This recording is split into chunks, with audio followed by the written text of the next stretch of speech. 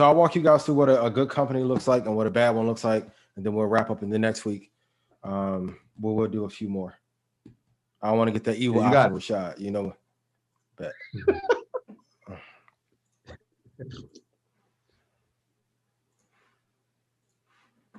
Y'all know Shug Shaw don't be playing, man. All right, so this is AT&T. You guys can write this down. So when I first evaluate a company, I'm looking at the highest time frame. So since inception on TD Ameritrade, you can go to max available and type max available in the chat. Hit OK. So before we get to indicators and anything like that, right? So this is like an 11 period moving average. That's a faster one. You can see that it's underneath the moving average, which means that it's on the decline. I know that the dividend on AT&T is sexy as hell, and you see it all over IG, but it's not one of the ones that I like. Here's an easy way to calculate some levels in which you can buy, right? So this is called a channel. You would go to right here, and then you just go to a typical channel. So it's just a high and low, but I've kind of modified it. So this is the top. So let's call this top 59.84. And then this is at $3.80. So you can see this yellow here is the 50% mark. It's not even staying above 50% of its value. So once again, when I ask you guys, what is the competitive advantage that AT&T has over Verizon, T-Mobile, most people went quiet. So this bottom line here is 0%. This second area is 25%. So if we scroll back and see when it was around here, if you would have got, but look how far back, this is in 1995. So if you were holding AT&T in 1995, great. This is 50%, this is 75%, and this is 100. AT&T hasn't hit a high since 1999. So when I was playing S. Carter 3, straight out of Man Alive, wearing my FUBU, AT&T at that time was the most dominant force in the telecom space. Not anymore. I want to compare it with a company that is doing well. So let's look at Roku. Well, even Roku is not the best example, but if you look historically, the chart is moving to the upside. So let's look at, I'm going to break my promise real quick. BBVA. You can look at the max time available and zoom out. Is BBVA going up in value or down? The partnership they have with the NBA is amazing, but it hasn't helped the brand a lot. So they just start to push above the moving average.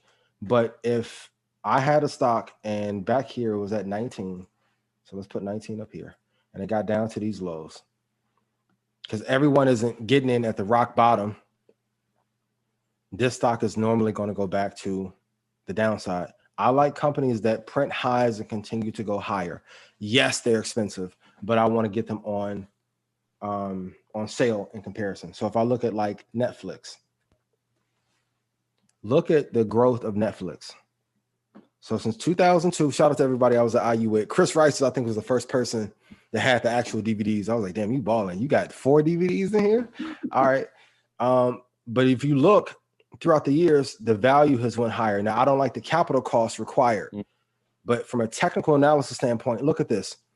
Since this is 2013, they have stayed above their moving average, with the exception of November of 2019, December, and then of course we had a hard pullback in March, right on the line. So when I tell you guys, mark off the spots that you want to get in before, when you do your homework, as Troy suggests, you should know where you want to get in. So I want to invest in stocks that are constantly going up. Like every year, Brian gets paid more because he performs better. I don't want a declining player. I don't. So shot and break my, I swear it's the last one, so you don't call the goons on me. Home Depot. If you look, since 1985, Home Depot has been pushing up. I don't know about you, but every time I've been to New York, New Jersey, Houston, Atlanta, LA, they're always building shit, residentially and commercially, right? So this is a company you can look at, but if you look here on a longer macro time frame, if you look at since 2011, they've been above their moving average. and then they had smaller these pullbacks here. I live for.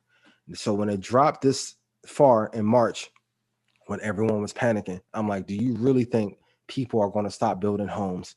Because if you're married, your wife is going to have the honey-do list for you. You're going to have to build some stuff like you're on Fortnite, right? And then we see a month later, it turned around, went back to 194, and now Home Depot is at 275. So the first time frame you have to look at is the entire history of the business first.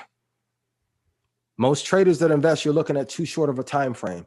If you can see this trend, you want to buy on these harsh pullbacks, and you'll be okay. And I'll wrap up here. So yeah, real quick, can you put in Yep. Can you put in SDS when we talk about that inverse index? SDS. Yeah, and just go back to Yep, and look at this. Yeah, so they can see it.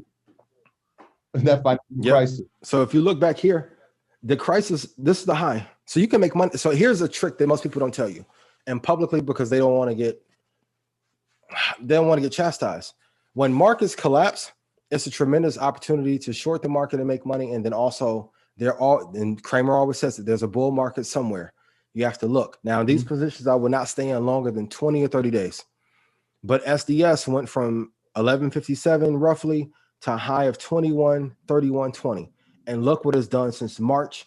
March is a key month when the Federal Reserve does something. Go Google what it is, and then you'll see why we normally turn around in a recession in March. March, we started to slide down, and the recovery has happened ever since then. And if we zoom in here, we had the same little peak in March at 41, and it's dancing underneath this moving average as usual because it is going opposite of the market. Easy. That was that's great. That's what we like to do. You know, I can zone in for 2 hours like we did that one Saturday. So I'm like, let's wrap up. We'll be here till 11:30. I'll put on this Best of Just Blaze on Spotify and go off. I had that chart up. I'm like, why is that his chart? Let's just go there. But yeah, thank you. Nah, that's a fact, man. That's a lot of, I mean, just this episode alone, there's so much information that was provided in hour and 45 minutes, like a master class. We covered everything from stock charts to inverted index to deferred income annuities. Insurance is key. It's a slept-on asset.